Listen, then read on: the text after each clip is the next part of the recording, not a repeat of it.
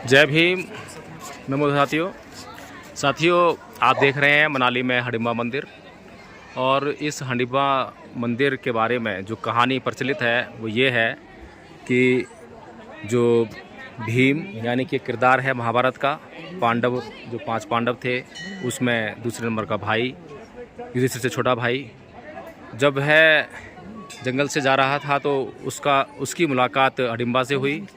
और हडिम्बा के भाई ने जो है उनके बीच में आकर, मैं थोड़ा सा यहाँ से बताना चाहता हूँ कि कैसे कहानी है। प्राचीन कथा के अनुसार हडिम्बा महाभारत काल में एक विशेष कार्य की पूर्ति के लिए राक्षस कुल में पैदा हुई थी। यह अपने भाई हडिम्ब के साथ रहती थी जो कि बहुत बलशाली था और सारे राज क्षेत्र में उसकी दहशत थी। जब पांडवों के अज्ञातवास के समय भीम व हडिम्बा का मिलन हुआ, वो हडिम्ब को कतई पसंद नहीं था, जिसके विरोध स्वरूप उसने भीम को युद्ध के लिए ललकारा। कई दिनों तक दोनों में भीषण युद्ध हुआ। अंत में भीम ने उसे मार गिराया। इसके पश्चात माता कुंती के आशीर्वाद से भीम व हडिम्बा का विवाह हुआ।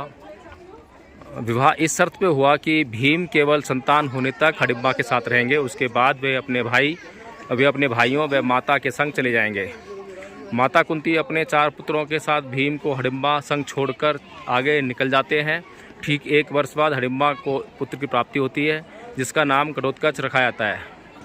यही घटोत्कच महाभारत में एक महत्वपूर्ण भूमिका निभाता है, जब कर्ण के द्वारा छोड़े गए अछूत शस्त्र को अपना बलिदान देकर उसे अपने ऊपर लेकर अर्जुन के प्राण बचाता है और मरते मरते भी कौरवों की सेना को भारी क्षति पहुंचाता है।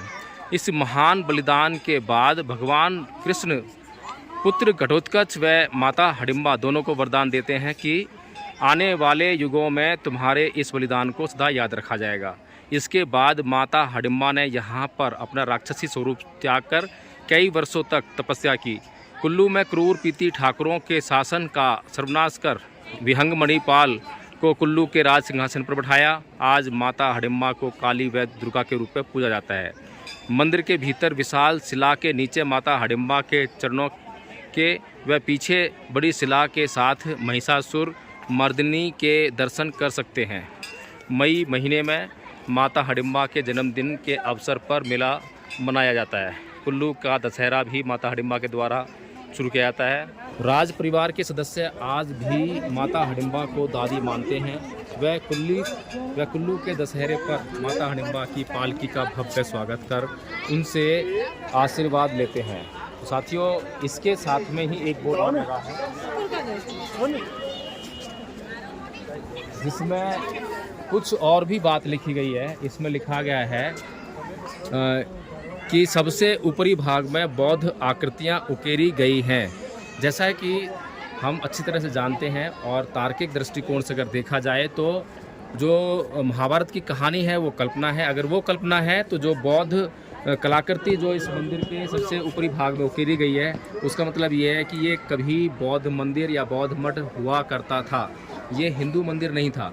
यानी कि जिस तरह से कि अन्य मंदिरों पर कब्जे किए गए हैं, अन्य बौद्ध विहारों पर कब्जे गए हैं, बौद्ध मठों पर कब्जे किए गए हैं, इसी प्रकार से इस मंदिर पर भी जो कि कभी एक बौद्ध मठ रहा होगा उस पर हिंदुओं द्वारा कब्जा किया गया है। ये साफ साफ जो है इस बोर्ड के द्वारा दर्शित होता है। और ये भी जान लेना चाहिए कि यहाँ पर जो है ये एक ही लाइन लिखी गई है। इस एक लाइन का कितना महत्व है, जबकि यहाँ पर सब कुछ जो है हिंदुओं के कब्जे में है।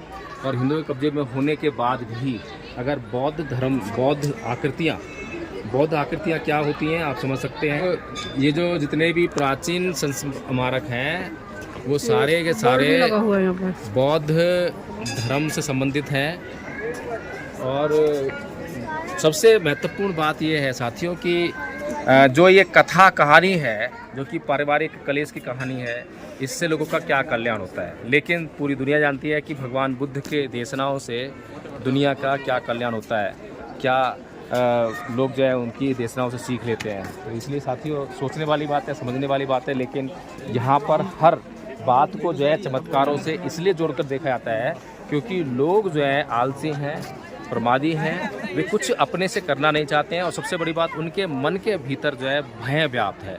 जिस भय के कारण वे जो है किसी भी ऐसी प्राकृतिक शक्ति से डर जाते हैं, और ऐसे ही डर के कारण जो है वो किसी भी पत्थर में, मूर्ति में, लकड़ी में विश्वास करने लग जाते हैं।